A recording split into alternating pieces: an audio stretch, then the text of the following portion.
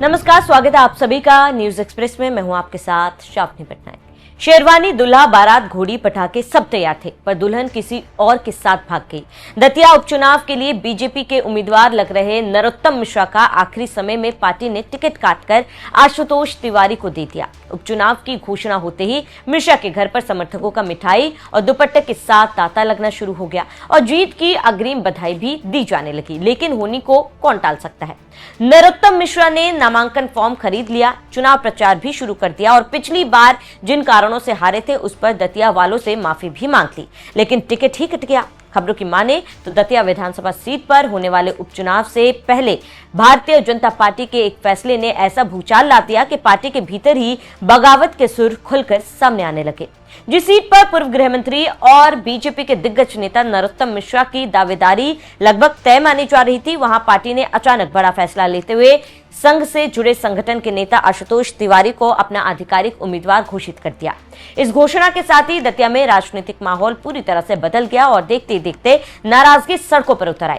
Ticket की घोषणा के कुछ ही समय बाद नरोत्तम मिश्रा के समर्थकों ने नेशनल हाईवे 44 पर चक्का जाम कर दिया। देखते ही देखते हाईवे पर वाहनों की लंबी कतारें लग गई। बताया जा रहा है कि करीब 15 किलोमीटर तक जाम की स्थिति बन गई, जिससे आम लोगों को भारी परेशानी का सामना करना पड़ा। स्थिति तब और ज्यादा गंभीर हो गई जब प्रदर्शन के दौरान पुलिस और प्रदर्शनकारियों के बीच टकराव की खबर सामने आई। इस दौरान भारी पथराव हुआ, जिसमें दतिया के पुलिस अधीक्षक यानी एसपी सहित 6 पुलिसकर्मी घायल हो गए।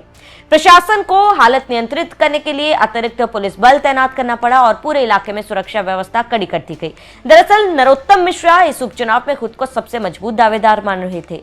राजनीतिक गलियारों में भी यही चर्चा थी कि पार्टी एक बार फिर उन पर भरोसा जताएगी। इतना ही नहीं, उन्होंने कुछ दिन पहले ही नामांकन पत्र भी खरीद लिया, जिससे ये संकेत और मजबूत हो गया था कि टिकट लगभग तय है। लेकिन जैसे ही उम्मीदवारों की सूची सामने आई, तस्वीर पूरी तरह बदल गई। पार्टी ने नरोत्तम मिश्रा की जगह आशुतोष तिवारी को उम्मीदवार बना दिया। यही फैसला बीजेपी के लिए सबसे बड़ी चुनौती बनता दिखाई दे रहा है।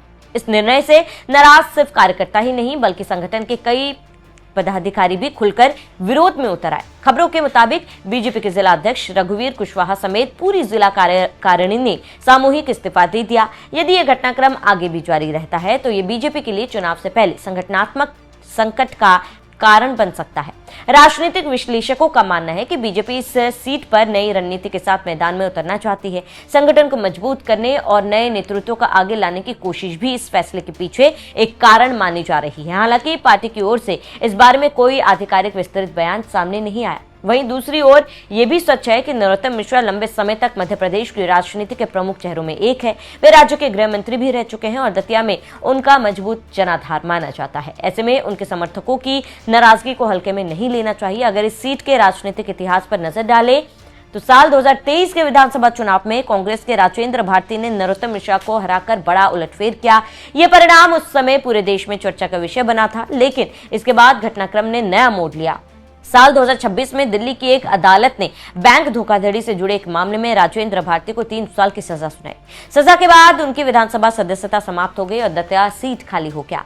इसी कारण अब यहां उपचुनाव कराया जा रहा है। चुनाव आयोग के कार्यक्रम के अनुसार 30 जुलाई को मतदान होना है। उधर टिकट मिलने के बाद आशुतोष तिवारी ने बयान देते हुए माहौल शांत करने की कोशिश की। उन्होंने कहा कि नरोत्तम मिश्रा उनके अभिभावक हैं और उन्हें पूरा विश्वास है कि वे उनके साथ मिलकर चुनाव प्रचार करेंगे। उन्होंने ये भी कहा कि पार्टी का प्रत्येक कार्यकर्ता एकजुट होकर चुनाव लड़ेगा, लेकिन जमीनी हालत फिलहाल कुछ और कहानी बयां करते हैं, जिससे समर्थक का गुस्सा सड़कों पर दिखाई दिया और जिस तरह जिला स्तर के नेताओं ने इस्तीफे दिए उसके साफ संकेत मिल रहे हैं कि पार्टी के सामने डैमेज कंट्रोल की बड़ी चुनौती खड़ी हो गई।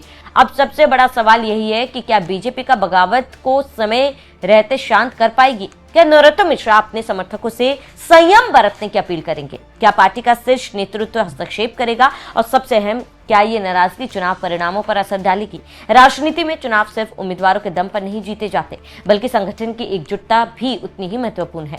यदि पार्टी के भीतर असंतोष लंबे समय तक बना रहता है तो इसका सीधा फायदा विपक्ष को मिल सकता है। फिलहाल पूरे प्रदेश की नजर दतिया पर टिकी हुई है। आने वाले दिनों में यह स्पष्ट होगा कि बीजेपी इस संकट से कैसे बाहर निकलती है और क्या पार्टी अपने कार्यकर्ताओं को फिर से एक मंच पर लाने में सफल हो पाती है।